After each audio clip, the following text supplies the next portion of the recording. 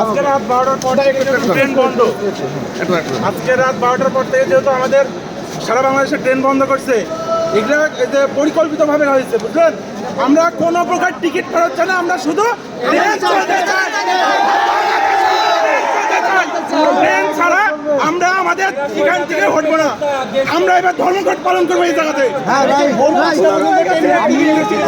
খুনি হাসিনা আছে, railway leak হয়েছে, খুনি হাসিনা এখানে প্রবেশ করেছে। খুনি হাসিনার কোন লিক এই বাংলার মাটি থাকবে না, থাকবে না, থাকবে না।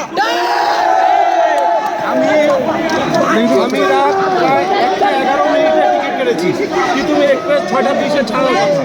যদি রাত 12টার সময় ট্রেন বন্ধ হয়, 1:11 আমাকে টিকিট দিল কেন?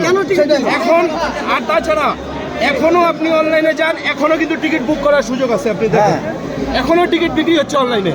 যারা জানে না এই বিষয়টা, তারা তো টিকিট কিনতেছে বাসায় বসে।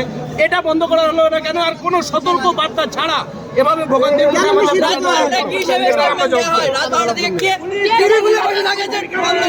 এখন পর্যন্ত অনলাইনে আপনি দেখেন।